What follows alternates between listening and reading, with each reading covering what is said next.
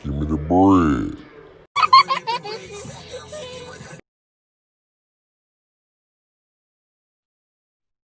Hi, I'm Will Billy Williams, and you're watching ESNP.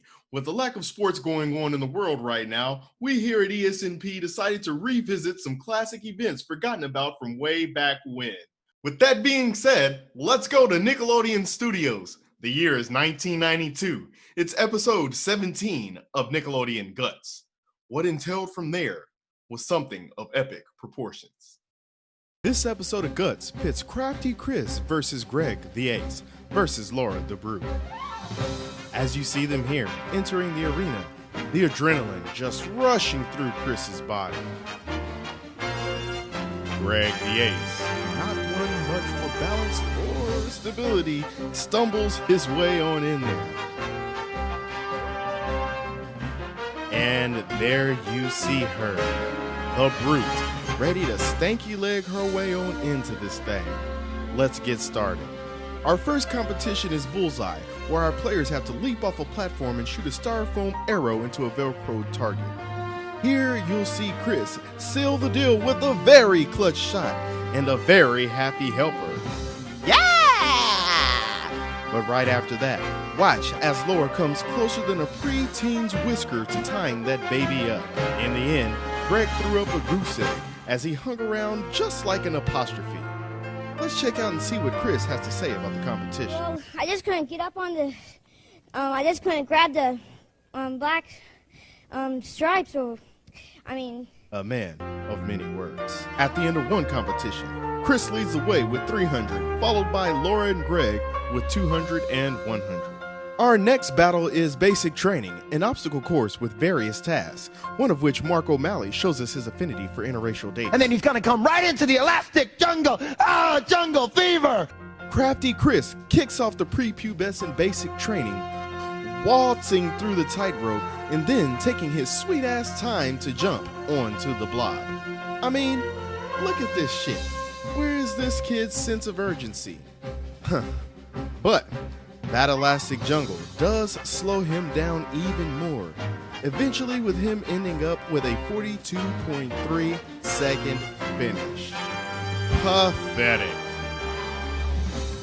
Up next, Greg the Ace looked to regain ground by using a bold strategy on the elastic jungle, lowering his center of gravity to maneuver through the multicolored bungee cords, giving him a great start.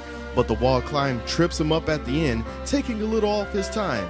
In the end, he still splashes in faster than Chris at 36.3.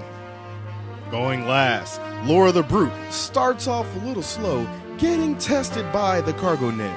But then, her top-notch athleticism kicks in as she hits the tightrope with speed and precision, falling into the blob with no regard for her body or safety.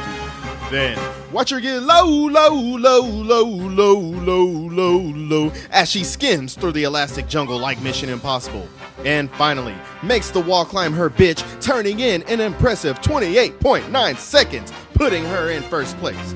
After two, we got Laura in the lead with 500, Chris with 4, and Greg with 300. In our next competition of Invisible Boat, our players have to paddle across an oversized hot tub with turbo jet streams. Our first contestant, Chris, couldn't quite dip his paddle deep enough, needing a spotter just to lock down a miserable 31.8 second finish.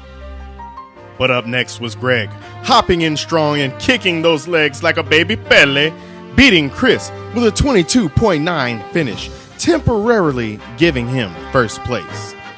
But his moment wouldn't last long, as Laura the Brute was up next. The determination and fierceness on this face scares the living piss out of me. I'll let Mark O'Malley transcribe what happens next. All right, kid powered. Oh, Laura is flying. Forget about this whole Guinness. It could be a world record, folks. Laura the Brute, channeling her inner Jesus Christ, walking on water, finishing in a miracle 7.6 seconds. Can I get a fish and bread for 5,000, y'all? At this point, Laura is just fattening up her lead, up 300 points going into the last round BC before crack. Next up, we got Wild Pitch, aka the original Dance Dance Revolution. Honestly, this is just a preview of the 2020 Houston Astros spring training batting practice. Oh, okay, Greg, Heisman on that hoe. Hey, Heisman on that hoe. Hey, Heisman on that hoe. Hey. In the end, Chris was able to dodge the most fastballs. Fun fact, Greg grew up to become an extra for one of the losing teams from the movie Dodgeball. They used this as an audition tape. And now, carrying a commanding lead going into the crag, Laura looks to corral the championship and caress the gold crescent of a medal and the crustaceous chunk of aggro crag. As we know, the players have to climb this hellacious mountain, battling slime, floods, rain, falling rocks, and other man-made obstacles fabricated in the Nickelodeon studios. Loser has to let Dan Schneider play with their feet. Now, let's let Mark O'Malley call it, as he always does best. All right, will the other players be able to knock Laura out of the lead? Oh, looks like Laura missed an actuator. She missed an actuator. She's going to have to go back as the rocks begin to fall. She's going to have to make up precious time if she wants to win this one. And Chris is in the lead at this point. They are still flying up there. All right, looks like Laura the Brute is in the lead at this point. Laura the Brute today is in her lucky Brute day. Oh, it's close.